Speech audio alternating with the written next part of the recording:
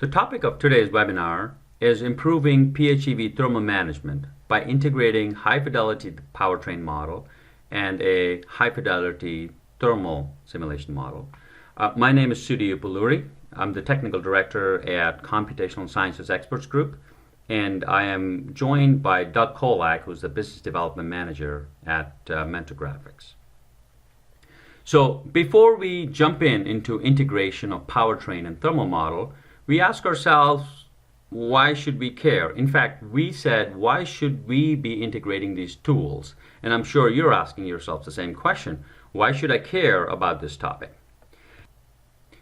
You should care about this topic because PHEVs and EVs have changed the thermal management game. So what you're looking at is the power consumption of an EV. And the blue line shows the power consumption when the heating and cooling are off. So it's just plain driving in a UDDS drive cycle. And then the red and the green lines are with the power consumption with the cooling and heating on. And as you can see in an EV, the power consumption with the heating on is more than 3 times the power consumed when the vehicle is driving. So essentially, there's more power being consumed for heating than to just move the vehicle. So it's more like heater on wheels rather than a car with some heating. So in PHEVs and EVs, thermal management is not just a heat that needs to be managed.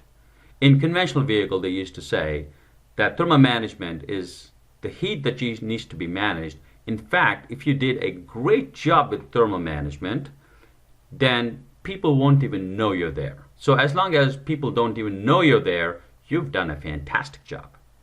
That's not the case with PHEV and EVs because their impact is quite big on MPG and battery range. You're squarely in the middle of all the design. And thermal management is not just about how much power it's consuming. In fact, in plug-in hybrids, it also matters whether the engine will turn on or not, and what the drivability of the vehicle looks like based on the thermal management. So, as an example, here is some data from a plug-in hybrid. And what we are showing in this graph here is the black line is the coolant temperature. So this is cold CO drive cycle. So this is FTP drive cycle with 20F ambient. And so the black line is the coolant temperature. You can see the coolant temperature starting at 0 degrees. And it's warming up. And until the coolant temperature reaches a target temperature, in this case was about 65 degrees here, the engine keeps running on. So the purple line shows the engine speed. So you can see that the engine keeps running until the coolant temperature reaches 65. And once it gets to 65, the engine turns off. And then the coolant starts dropping. And the coolant temperature is dropping because the cabin heater is on and it's drawing heat out of the coolant. And then when the coolant reaches a minimum flag here, which is about 50 degrees C, the engine comes right back on again. So basically, the engine is coming on and off purely to provide heat. And so our thermal management strategy and controls not only determine the cabin heating, but also whether the engine will run or not, which is a big impact on the MPG. And our analysis of these controls of many plug-in hybrids and electric vehicles show that OEMs are still figuring this out. We find that many production vehicles have a lot of low-hanging fruit on the table, and their thermal management strategy could be improved quite a bit. So there's a lot of opportunity for it to be smart energy management, is how we would like to call it, because at this point, all of the energy is electrical. To drive is electrical, heating is electrical, and AC systems are electrical. So why integrate powertrain and thermal systems, you might ask? We are today doing 1D modeling of conventional vehicles and 1D tools. And with plug-in hybrids, our models will become more complex and we will continue to manage it that way. Why integrate the powertrain model, you might ask? And here is an example thermal system network of a plug-in hybrid. As you can see, the plug-in hybrid thermal system has complexity of a conventional vehicle and an electric vehicle plus more all combined together. So the light blue line is the engine cooling circuit. Again, it is a little bit simplified here, but you can see the engine structure, you can see the EGR, you can see the EOC, cabin heater, radiator, all of those in there. In addition to the high temp circuit, you have the green, which is the transmission, the purple all the way in the bottom, which is the low temp circuit with the power inverter module, motors, and charging. And then you have the battery circuit, which in turn is connected with a cooling circuit. And with all of this complex thermal network, there are a number of components that need boundary conditions that come in from a powertrain model. So you would need the engine speed to run the coolant pump. So the engine speed determines the coolant pump speed. You need the engine heat rejection, which determines, well, what's the main heat source in the high temp circuit. In addition to that, you have the vehicle speed, which determines the ram airflow coming into the vehicle. And you would need exhaust mass flow and temperature if you have EGR cooler or exhaust heat recovery device. These are just some examples. Of course, you need motor heats, you need battery heat load, you need transmission heat loads and transmission warm-ups. So there's a lot of different boundary conditions that you would need coming in from a powertrain model. So the thermal model is actually not independent of the powertrain model. And so let's look at the powertrain model. And I'm going to simplify here into a conventional just to keep the point simple. A powertrain model cannot just be run with a drive cycle. Yes, it's a key input that goes into the model, and you have a lot of component details in here for the engine, the transmission, the shift maps, the efficiency curves, and all of that. But you also need the engine warm-up in the powertrain model, because the engine warm-up determines a number of fuel consumption parameters in the engine that we will look at. You will need the axle warm-up. The efficiency of the axle is closely tied in with the axle warm-up temperature. You would need the transmission warm-up temperature, which, just like the axle, affects the efficiency of the transmission. And the electrical and mechanical accessories on the engine are a function of the temperature of the warm-ups and come from the thermal model. So if you have your fan power consumption, your coolant power consumption, your PTC and compressor power consumption, all come in from a thermal model and need to be fed into the powertrain model. Essentially, the answers from the thermal model feed into the powertrain model, and the answers from the powertrain model feed into the thermal model. So the coolant temperature, the oil temperature, the transmission temperatures that you calculate, the fan and coolant pump power that the thermal model will calculate go into the thermal model. And the thermal model will calculate the updated engine friction, the updated transmission and final drive efficiency, the updated electrical and mechanical accessory load based on the fan and coolant pump power that it's consuming.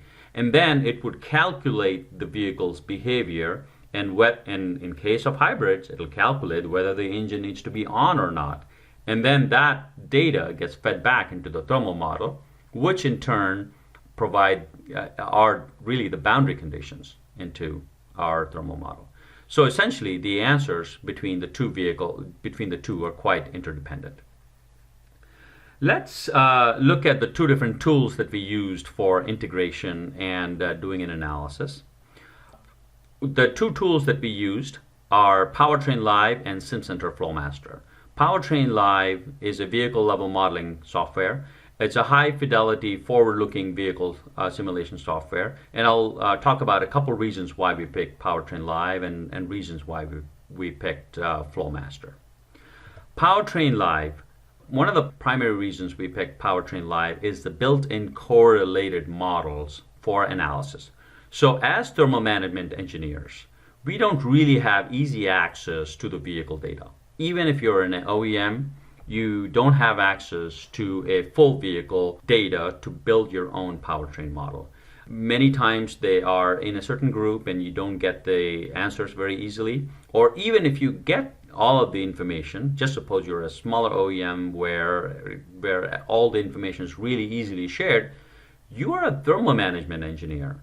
You do not want to be spending 4 to 6 months developing and correlating a vehicle model. Powertrain Live has quick start vehicle models. So if you're working on conventional powertrains, we have some standard vehicle models which are correlated to chassis dyno data. So there is a Ford F-150 vehicle model in here. There is a Dodge Ram truck vehicle model, certain sedans. For hybrid powertrain, we have a Toyota Prius hybrid vehicle model. Plug-in hybrids, there's a Chevy Volt. Electric vehicles, there's the Ford Focus EV, VW e-Golf. So there's a number of representative vehicles for all different types of powertrains readily available. And these data is correlated to chassis dyno data, which makes it easy for a thermal management engineer to pick up and use it for thermal management studies. And one of the second reasons why we picked Powertrain Live was the thermal parameters are readily available in Powertrain Live. So in the engine heat rejection is calculated. Calculation of engine heat rejection is not very straightforward, but there are correlations inside Powertrain Live that allow it to calculate engine heat rejection in the drive cycle given the operation of the vehicle. Same thing with exhaust mass flow and temperature. Exhaust mass flow might be straightforward, but exhaust temperature, there's proprietary algorithms that allow it to calculate estimated exhaust temperature. It also calculates transmission heat rejection, axle heat rejection based on the efficiencies. So there are a number of thermal parameters that are readily available in the powertrain model that allow a thermal engineer to take these parameters and integrate it into a thermal model. So here's an example of exhaust mass flow and exhaust temperature traces that are available for a given drive cycle. I've included a brief video on Powertrain Live just to show you what type of inputs are available in the model and what type of outputs are available for those of you who are not familiar with Powertrain Live. As you can see, that Powertrain Live is a web-based software as a service. So you don't have to install and worry about pulling the whole powertrain together. This is like having a mule vehicle readily available. And there are a number of different vehicles of conventional and plug-in hybrids that are available. And so let's look at what a typical Chevy Volt vehicle inputs and outputs look like. In the interface, as you can see, there is all the different subsystems on the left, and we're looking at the inputs for the chassis. So on the left, you can see the battery subsystem, the engine, the motor subsystem, the controls, transmission, wheel, driver, so all of the necessary subsystems that you would want to change the inputs in and get parameters for. These are the inputs for the engine subsystem, and as you can see, the standard numbers are on the left and all of the maps are on the right for input. Here's an example. Let's take a look at the fuel consumption map. And you can see all of the maps, all of the tables are interactive, so you can see what they look like. And you can change these numbers at a click of a button, and I'll show you that in a second. Let's look at the battery subsystem. The battery subsystem, again, has the number of cells in parallel and series. And on the right has the RC circuit representation and their values. So basically the resistance as a function of state of charge and battery temperature, the capacitance, all of those can be input in there. Let's look at the motor subsystem, for example. Here are the efficiencies maps based on speed and torque of the motor, and here's the PEM efficiency. So essentially all the critical inputs for the subsystems are already all in there. Here's the driver subsystem, and this is where you would put in the drive cycle. So we're showing you how you can copy and paste any drive cycle in here. We have some standard drive cycles that you can put in here. We're showing you a highway FET drive cycle, and you can copy paste your own drive cycle there. For our scenario, we're looking at a UDDS drive cycle, and I happen to have this drive cycle handy, so let's click on the UDDS drive cycle and pull that drive cycle up. And so here is the UDDS drive cycle. And you can see the run simulation button up at the top, where you can click run simulation and get the answers very, very quickly. So here are some of the key thermal parameters that you can look at. So we're looking at, for battery, for example, the current versus time, but also the bottom graph, battery heat rejection versus time. And this is one of our key boundary conditions as we are running a thermal management model for a plug-in hybrid. So let's look at motor. This is the other key parameters that we would use for hybrid co-simulation. We have the motor heat rejection versus time at the bottom that we can use as a boundary condition into the thermal model. And in addition to that, you can see the overall vehicle cycle fuel economy. So if you look at the numbers up at the top, they're all displayed for the drive cycle, what the cycle average fuel economy is, what the overall CO2 emitted is. In this, the model was running in a pure EV mode, so there's no fuel consumed, but you can see how much battery was consumed here, 1.35 kilowatt hour for the drive cycle. And so this allows you to, when integrating with the thermal model, be able to quickly understand any thermal changes you make. You can see what is the impact at the vehicle level and what does it mean. All right, let's move on to the other tool, Flowmaster. I think many of you are already familiar with the Flowmaster tool. A lot of the OEMs use this as a standard tool for doing cooling system models. One of the reasons why we picked the cooling system model was this built-in standard models in Flowmaster.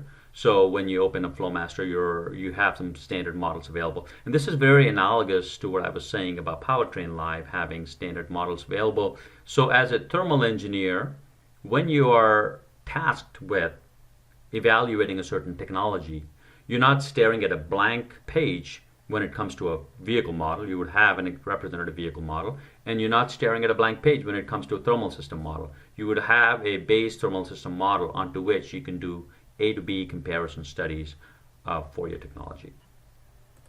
All right, so let's talk about the mechanism of integration, how we integrate the Powertrain Live vehicle model into a Flowmaster thermal model. And the integration is done using controllers and gauges. All of the variables going into the thermal model go in through the controllers.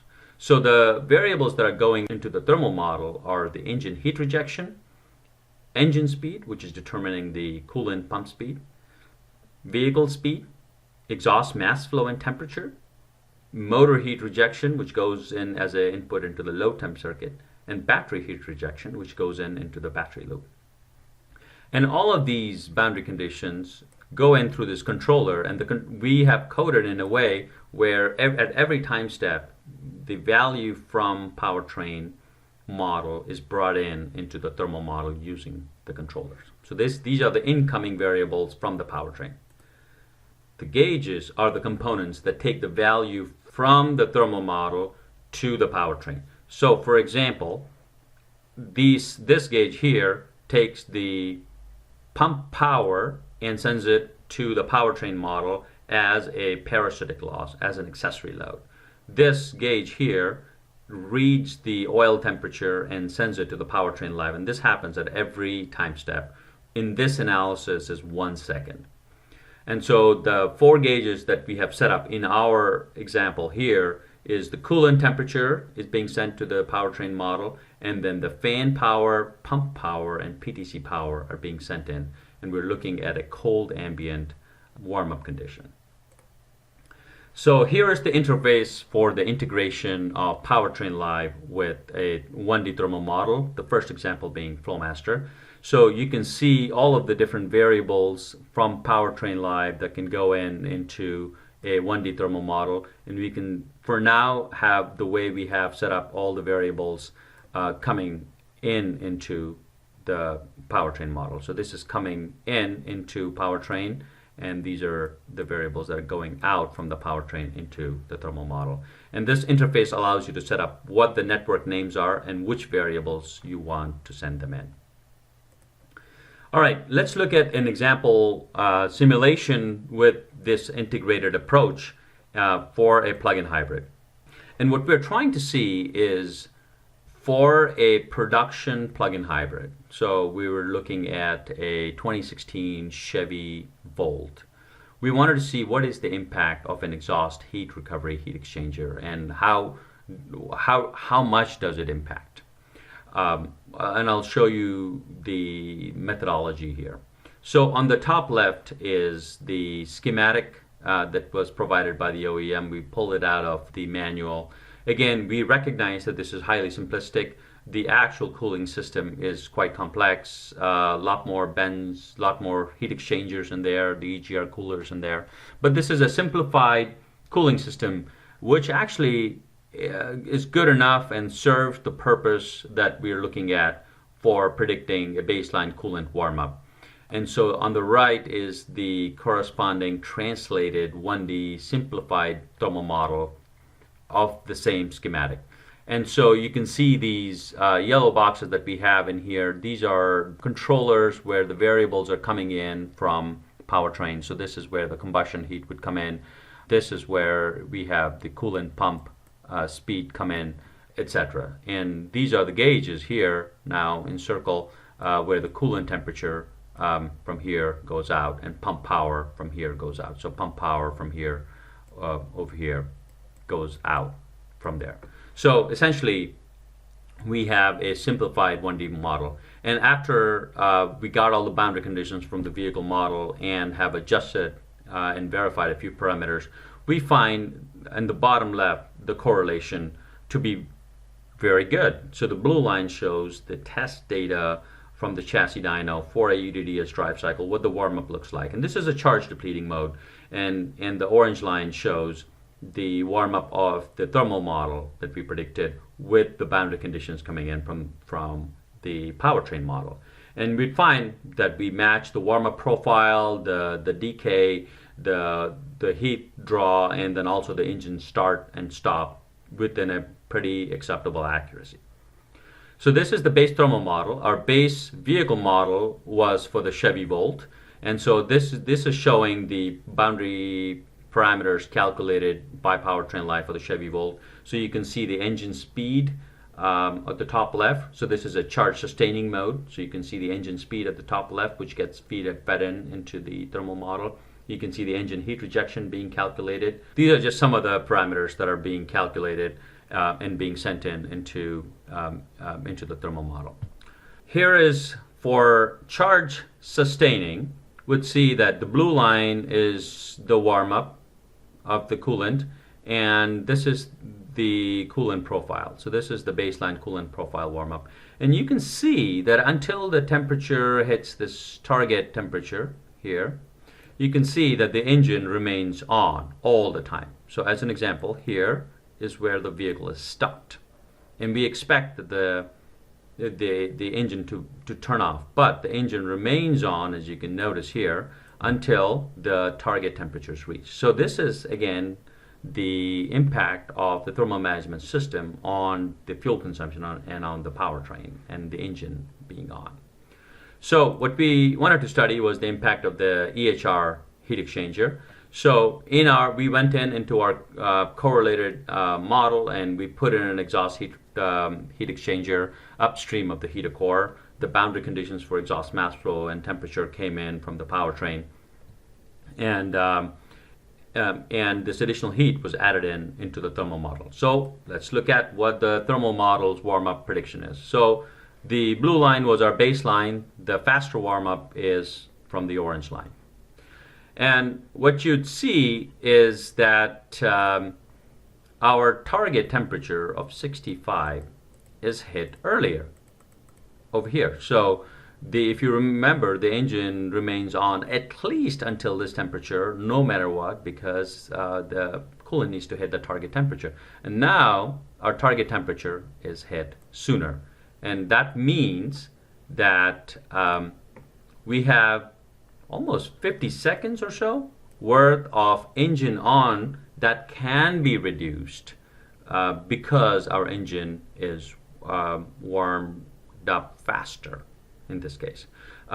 For proprietary reasons, we've refrained from quantifying how much exact fuel consumption this is and what this really means. but we at least wanted to show that as the warm-up is changing for the vehicle, you can see how it impacts the engine on time and potentially significant amount of fuel consumption for that drive cycle.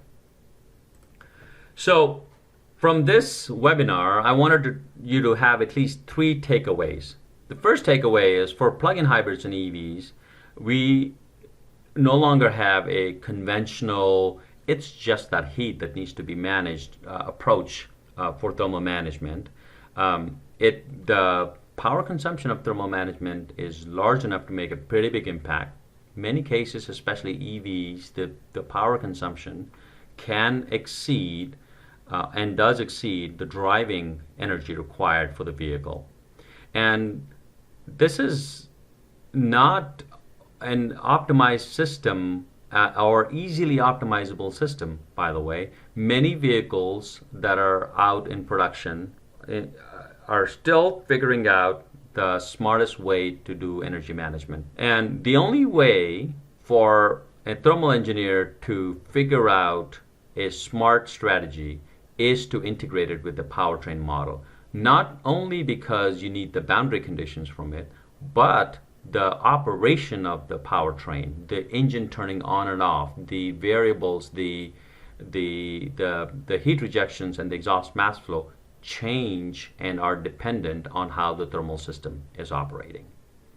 And in the third takeaway, the case study that we saw shows that if you, as an example, take an exhaust heat recovery heat exchanger and you put it in a plug-in hybrid, the impact is a little not intuitive. One would expect, oh, it heats up the coolant faster, so perhaps it has lower friction and lower fuel consumption. That might be true, but that's only part of the benefit.